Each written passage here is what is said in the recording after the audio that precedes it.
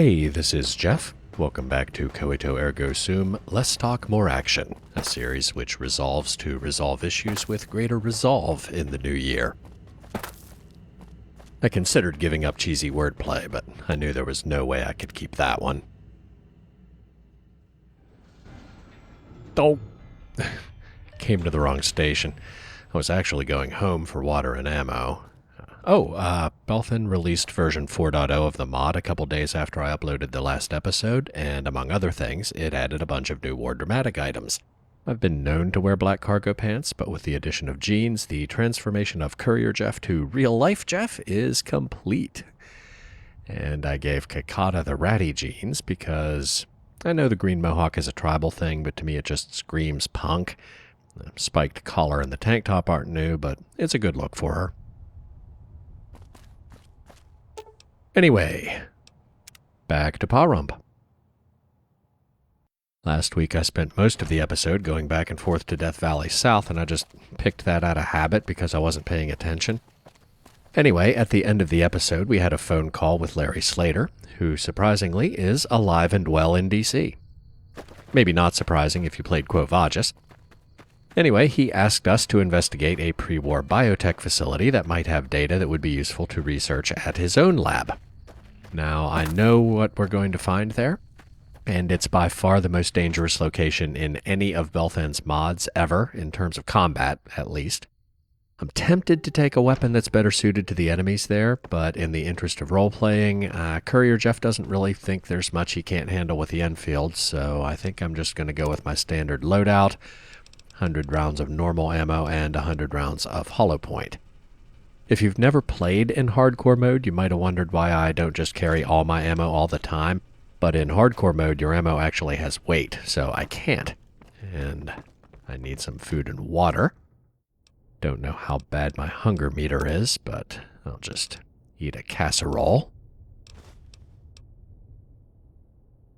I can't believe you have a jukebox. Want to dance? In Quo Vadis, there's one point where you can have the option to dance with Brittany, Dan's mom, the one who passed away. And if you do a comically bad job. I mean, Commander Shepard bad.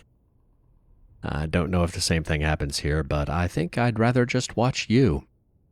I should have guessed from your business that you're a bit of a voyeur. Well, enjoy. All right, let's go watch her dance for a bit. Nothing says forbidden romance like a metalhead and a punk dancing to big band music.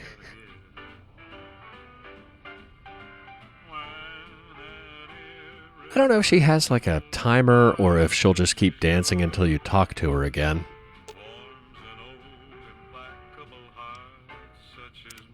Well, that was exciting.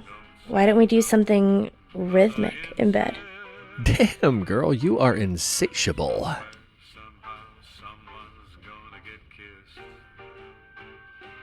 And I like it. I thought you might. Let's go. I'll just shut off the jukebox first, so we don't get any copyright nags. I assume from here it works like the first time. Unless there's something different, I'll probably edit this out so I don't have to do the digital blur thing. We'll get something to drink, and then talk to her. How do you have your shovel out? Hello. Oh, okay. New relationship dialogue. I love being around you, Coyote. Why don't you move in with me? I don't know. I'd like that, but I don't want you to get the wrong idea. I got the idea we were in love and you wanted to be with me. If I was wrong... No, that's not what I meant at all. It's just, you've seen where I live, and this is nicer than the mayor's house. I didn't want you to think I was dating you because you have a great house. Wow, that sounded really stupid out loud. I really don't have anything I need to move from my old place. So, here I am, in my new house. However, as much as I love being around you, if I take you with me on this one, you will die. In previous episodes, when I was talking about how good the stag is in combat, I know I mentioned that I've only ever gotten him killed twice, and one of those times was where we're going now. And since companions can permanently die in hardcore mode, I'm not even going to risk it. And it's not even a stretch from a role-playing perspective to think she'd want to have a little bit of time to get settled in, so I should let you get back to your plants. See you later. Home sweet home. I don't use fast travel much in hardcore mode, but I want to get there while it's still dark, and if I walk, I could run into random encounters or who knows what. Closest marker is the Ruby Hill Mine, which is safe because I have the Animal Friend perk, but if you don't, never fast travel here or you'll get trampled by those bighorners. The location is right around the corner. This chain link gate. It's locked and can only be unlocked with the terminal beside it, which requires the password that Larry gave us last week, so even if you find this just randomly exploring, you can't get in until this point in the quest.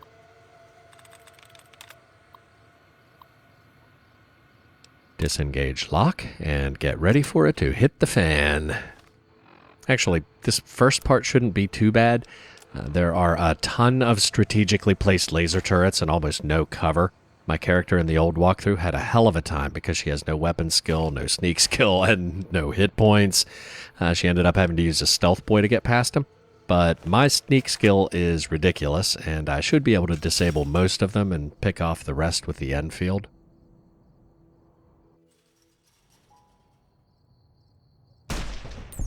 Yeah. And I don't want to dawdle too much and have the sun come up on me, but I should also be able to loot some of the stuff I was too busy running to pick up last time. Oh, rat away. Oh, damn it. I forgot to bring extras, so that's a lucky drop. And we'll see why a little bit later.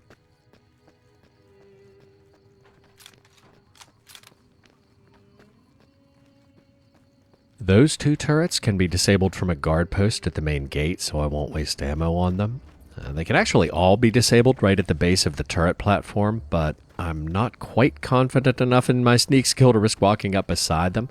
They have a pretty wide spread, so the closer you get, the damage they do increases geometrically, so better safe than sorry. And somewhere by these exhaust fans... Thought I heard something. A little bit paranoid. Yeah, this little shack, emissions monitoring, has something very important inside. The 3M6K vacuum tube for Coyote. He'll buy any you find, but this is the one he really wants. I don't think there's any other major loot in here, but there is an emissions control terminal. DEP audit results. The lab passed the latest DEP audit with flying colors, as usual. However, they fined us for the parking garage, of all things. I appreciate employee perks like on-site vehicle maintenance as much as anyone, but apparently they've been flushing reactor coolant and other waste fluids down the parking garage drains. They need to find another way to dispose of them, or our permits could be at risk. Which is a minor hint about a radiation hazard that we'll see in a bit. Now we'll just sneak up to the guard shack. Oh, by the way, last time I discovered that you can actually get on top of the wall, climb up that rock slide over there, and you can walk all the way around the top, most of which seems to be outside the turret's sensor range. Till you get about there, you have to drop off anyway.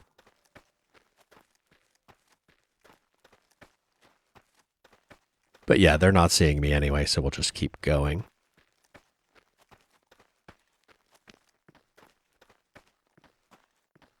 So by the main gate, there's a guard shack.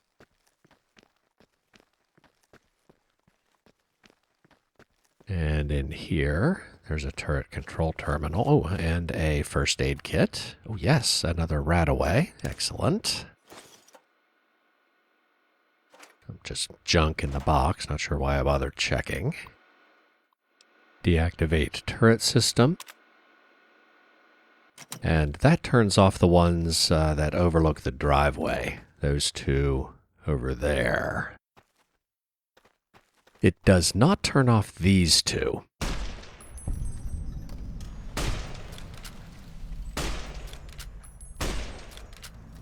Which popped up when I was halfway up the hill last time. Nice surprise.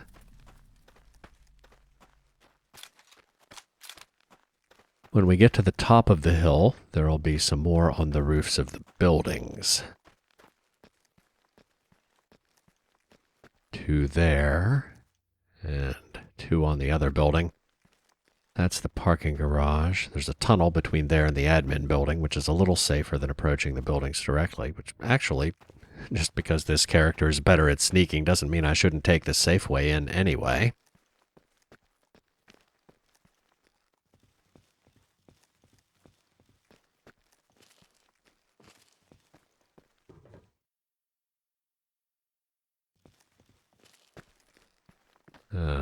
No first aid kit in this one. You can kind of see the turrets on the other building. Just step out a little bit. Yeah, there they are. There's a big fountain with the company logo. Looks like you could use it for cover, but the way it's laid out, it can only block one set of turrets at a time because of the overlapping fields of fire. So that whole driveway courtyard area is a giant kill box if the turrets spot you. There's the back door to the admin building. Again, I could probably sneak over there, but why risk it? And by the way, while those turrets seem like the kind of thing that could give the stag trouble, hide DPS attacks from multiple angles, they aren't actually what killed him. He runs up there like a big goof and gets confused because he can't reach them on the roof. But at that range, the spread is enough that his regeneration can pretty much keep up with it. Down here, there are basically two ways to go. One goes through the storage area where they started putting used reactor coolant after they got fined, and it's really radioactive. That's over here. And I had no choice but to go this way the last time, because I didn't have enough lockpick skill to go the other way.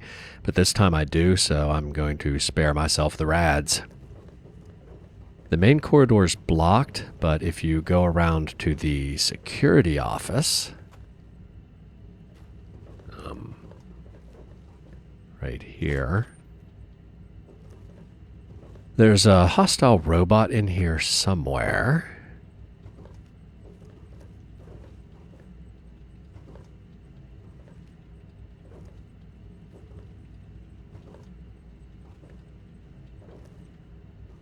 Yeah. I think we're circling the same. Yeah, there it is.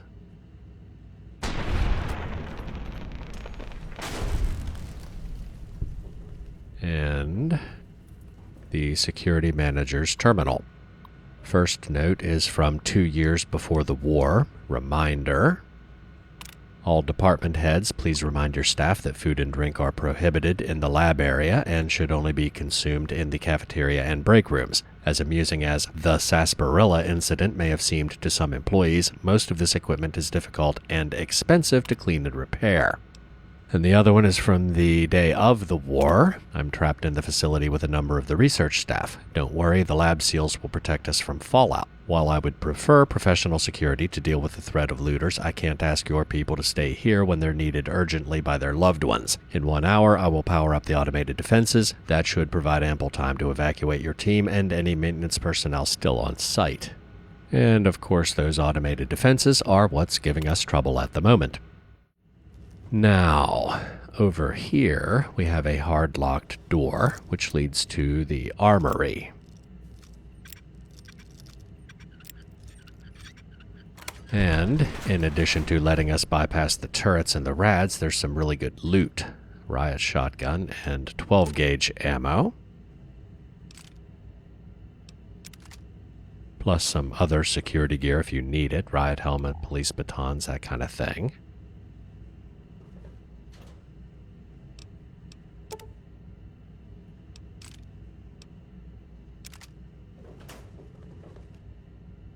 Oh, beanbag ammo. That's pretty rare. Definitely pick that up. Each one of these 4 cabinets has a shotgun and ammo, so if you have decent repair skill, you can combine them to make one excellent condition riot shotgun. Which may actually come in useful today.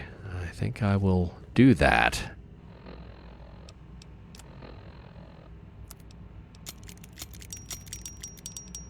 It's useless for sniping, but at close range, the DPS makes the Enfield look like a pea shooter. Another hard lock to get out the other side of the armory.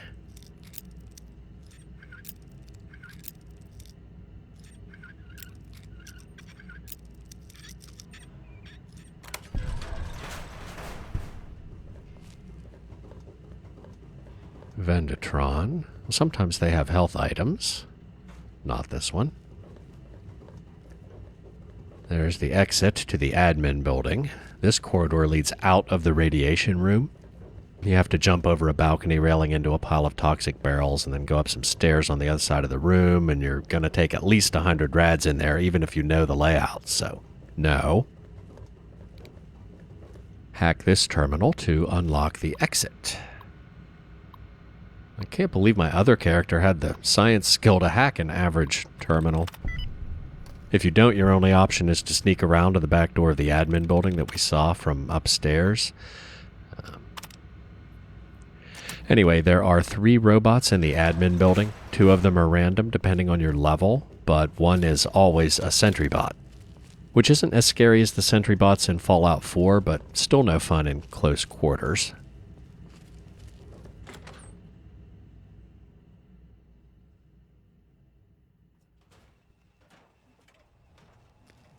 Alright, a Protectron.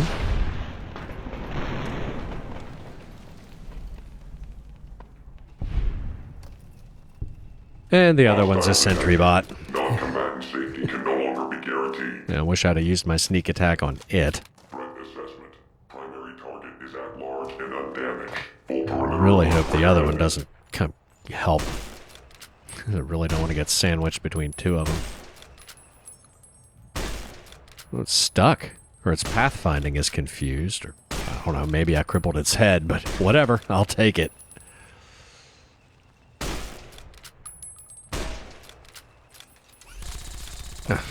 Terrible time to reload. Alert. Security operation in progress. Stand clear of security perimeter.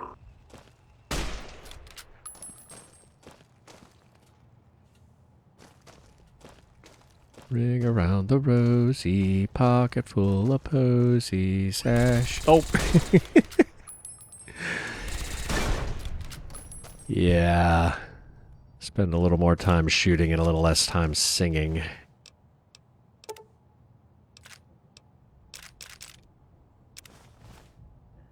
I'll loot these guys. I don't know if there's anything in these desks. Empty. Probably random, but I'm not exactly desperate for change and junk. So that's the back door that we saw from outside from the parking garage. That's the door to the security office. That's the front door to the fountain. And here we have 2 doors that basically lead to the same place. The unlocked one leads into the cafeteria where the sentry bot patrols, and this one leads to a corridor that lets you sneak past it if you can pick a hard lock. Oh, it's glitching through the other door. Well, I'm not going to look a gift horse in the mouth.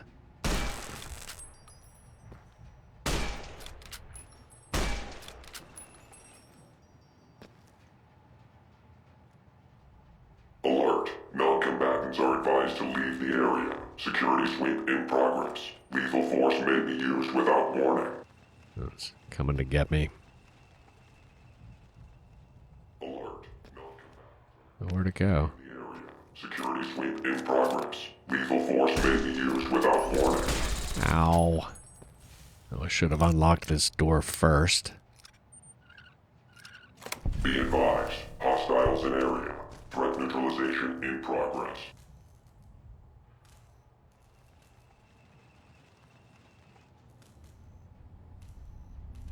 That'll work. Threat level red.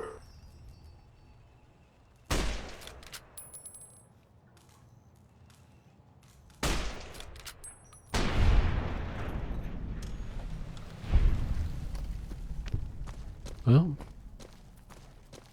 that could have gone better, but could have gone worse. Since I couldn't leave well enough alone, might as well see what kind of loot's in the cafeteria. Pop a stim pack. No first aid kit in the bathroom. Mini fridge. Lollipop. Maze. Totally worth it. So back here is, I guess, the money counting room or something, and it's guarded by a turret, but there's a terminal to disable it. Already used a third of my ammo, and we haven't even gotten to the dangerous stuff yet. So we'll do this, hopefully, the easy way. Deactivate turret system. Good.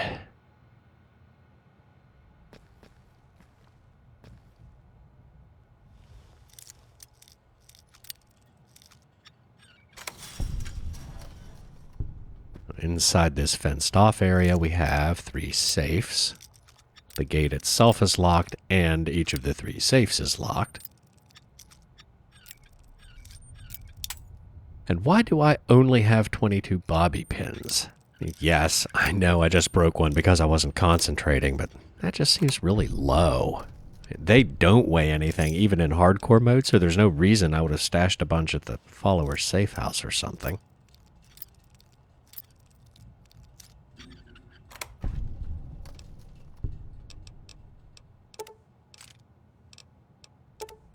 That's a decent amount of caps.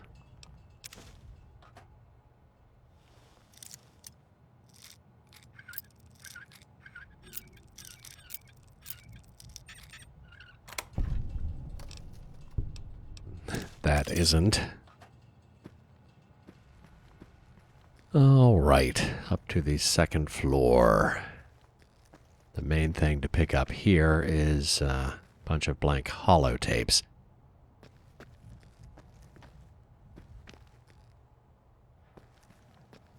There they are. These are pretty rare, and we'll need them when we start making movies.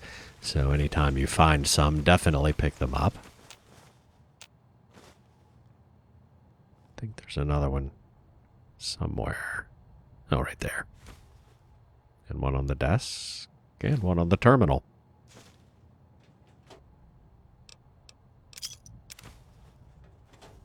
I think that's all.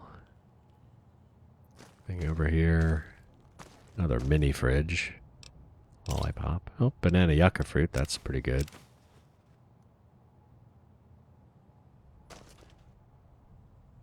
Why am I looking at containers I know won't have anything useful? Well, filing cabinets sometimes have caps. 3rd floor is just a storage area. Spare beds, chairs, that kind of thing. By the way, I guess I should have mentioned the door to the admissions building where we really want to go is locked and can't be picked. So the only way in is through this building and then access across this little walkway. Oh yeah, the sun's up. Ooh, yeah, the turret's almost spotted me there. Just be careful.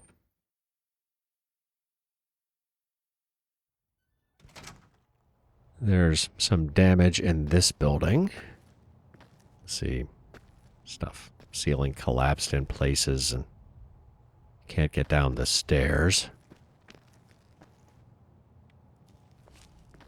But over here, that terminal, no, that terminal doesn't work. This was apparently like a consultation room or something. There's a Cytogenesis brochure. It isn't worth anything, but it'll look good on the bookshelf at home. And to get downstairs, we need to drop through this hole. Once you drop down, the only way out is through the courtyard and the turret kill zone. So if you need to top up anything, do that first. If you have a companion with you, sometimes they follow you through the hole and sometimes they get stuck. Seems kind of hit or miss. This was apparently another consultation room. Nothing much of interest. So let's go down to the lobby.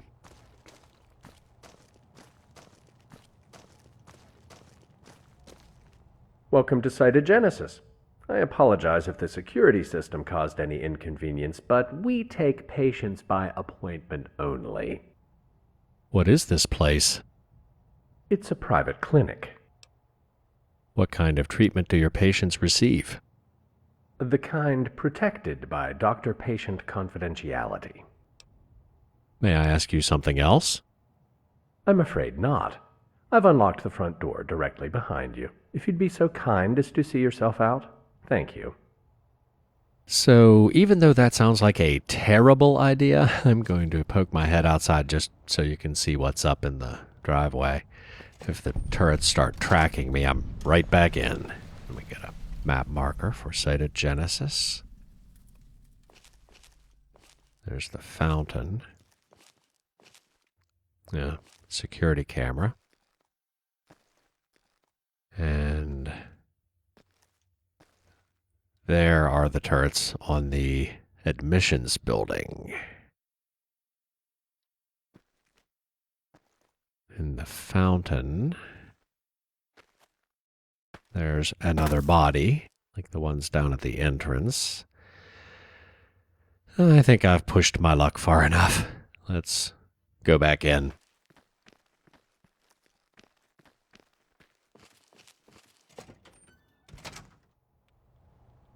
I believe I made it clear that we see patients by appointment only.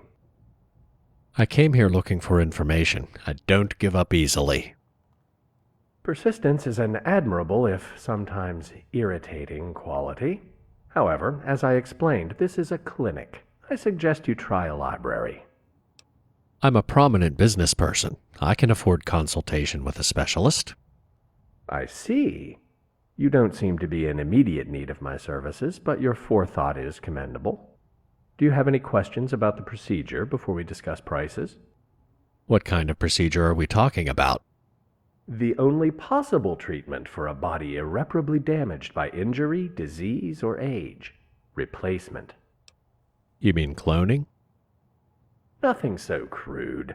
Who wants to wait 20 years for a clone to mature? Growing adult tissue from undifferentiated cells is quicker, but still too slow if you're on life support with mere days or hours to live. My first breakthrough solved that problem and earned me this lab. You got it running? It must have been dormant for centuries. Yes and no, respectively. I didn't find this facility. I oversaw its construction. I find that hard to believe. This place is pre-war. The designer would be over 200 years old. Closer to 300, actually. I'm not just the founder of Cytogenesis. I'm also a client. Amazing. So what was the breakthrough you mentioned? The protoplasmic template. Differentiated cells, but undifferentiated characteristics, individualized on demand using the subject's DNA. In a pinch, I can even fabricate a synthetic DNA sequence from a 3D image of the subject. Synthesizing DNA from a 3D image doesn't seem possible. Every hospital in America had a gene projector that could extrapolate an infant's adult appearance from a DNA sample. I simply do the reverse. A picture from DNA, sure, but you can't get DNA from a picture. I don't have to. Base pairs vary by less than 0.1% between individuals. 99.9% of the job is cut and paste. Okay, but many genetic factors in the other 0.1% aren't visible. Oh, doctor, there's been a terrible mistake. My new body is stronger and faster than the original ever was. It has better eyesight and reflexes, and I've lost my hereditary predisposition to hair loss, heart disease, and cancer. No one ever sued me for that. Why is your process any faster than normal cloning? Protoplasmic templates can be formed in a matter of days from the cellular reservoir, and for emergencies, we stock a few in cryogenic storage. Once a template is formed, or thawed, genetic infusion takes less than an hour. Assuming all that's true, how do you get the subject's DNA into the new body? I can't take credit for that. The old government was terrified of Chinese bioweapons. They sponsored a venture to develop broad-spectrum immunity. The vaccine didn't pan out, but the viral delivery system was so elegant they repurposed it for projects with other suppliers. Talking about FEV, of course, and it seems like that would have been classified. Oh, it was. But my colleagues in the defense industry had tunnel vision, bio-war, and super soldiers. I promised nothing less than immortality. And as you might imagine, that will get you a security clearance lickety-split. So you applied existing military technology to a broader problem. West-Tech invented the chisel. Vault-Tech hewed stone for the king's castle. I am Michelangelo. I love this. You're not Michelangelo. I met him. Very talented. I was speaking metaphorically, but I can see you are not. Well, tell him I find victory to be a source of eternal inspiration. First breakthrough implies there were other problems. Go on. We couldn't replace the one organ that makes you uniquely you. It rendered the procedure unviable for conditions affecting the brain. Not to mention the challenges we faced with public perception of the treatment. Public perception? You mean people balked at getting a brain transplant? You say tomato, I say solanum like a persicum. But if a person was dying, what would they have to lose? Nothing. And we did some very touching work with burn victims and paraplegics as well. Fantastic publicity, but it wasn't a sustainable business model. The real money was in nip and tuck. Nip and tuck? Cosmetic surgery. But as soon as they realized the ultimate facelift involved brain surgery, they were out the door. How did you get around those problems? I invented neurorelocation, a technique to impress the subject's memories on the pseudoclone electronically. Non-invasive mind transfer. Well, that seems almost as scary as a brain transplant. To anyone with sense, yes. But tell that to Joe Q. Public and his eichmophobia. And it actually works? Of course it works. I'm living proof. Even first gen had enough nines to satisfy the FDA, and I've had ample time to improve the process. With the current model, you actually lose less engrams than you would due to cerebral hypoxia during a transplant. Your clients were rich and powerful, and I haven't seen any 300-year-old supermen wandering around. Why not? Because they were vaporized or locked in vaults or otherwise inconvenienced by the nuclear war? Plus, I ordered a lockdown and total seal when it started. Some of the early intruders dispatched by the security system may have been patients. Unfortunate, but I couldn't risk looters murdering Nobel Prize laureates for some morphine.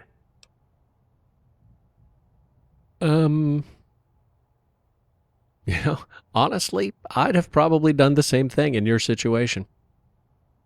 You understand. Perhaps I misjudged you. Do you have any other questions? Could you copy an electronic recording of a human mind into a new body? Possibly. I take it that's not a hypothetical question. I'll unlock the door. Meet me in the lab so you can see if the interface is compatible. It'll take him a minute to unlock the door, so while we wait, we'll go over here and check this bookshelf. There are some skill magazines.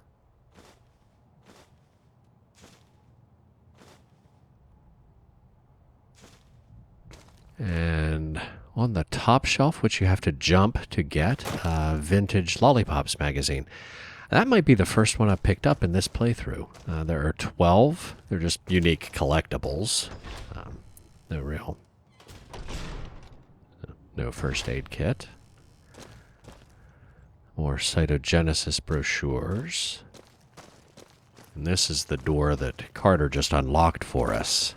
So first things first, in the reception area, presumably he was waiting because he knew we were here from the cameras outside. But the important thing is the turret control system. Deactivate turret system. That'll save us some grief later. So back here we have, I guess, an examination area, and each cubicle has a first aid kit. Stim pack. Another one here. More stim packs. I was hoping for some more Radaway, but I'll take it. Nothing there. Well, wait. Yeah, some ethanol. I can make Mr. Frisky with that.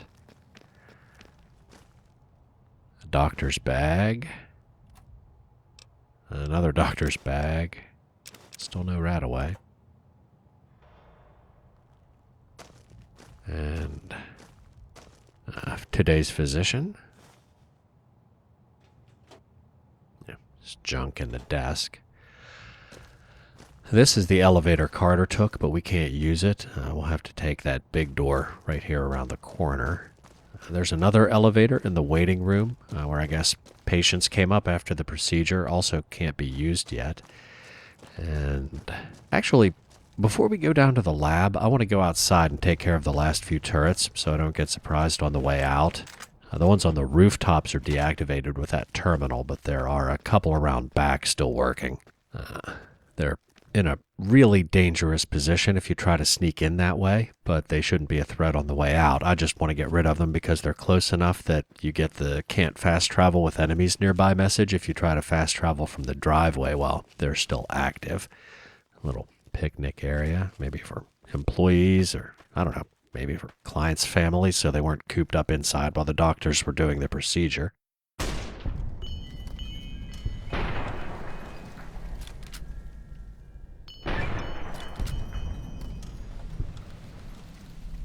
There's another one on that bluff. I think there might be some loot over there. Check it out as long as we're out here.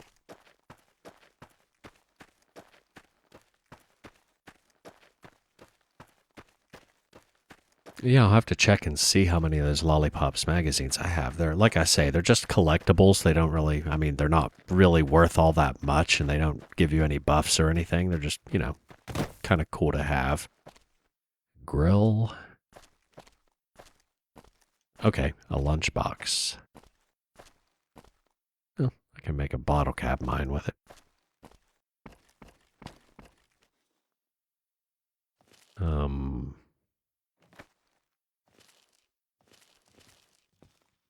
No? What a tease. All right, I guess there isn't any loot over here. Yeah, this is the Valley of Death while those turrets are active. That leads back down around to the back gate where we came in.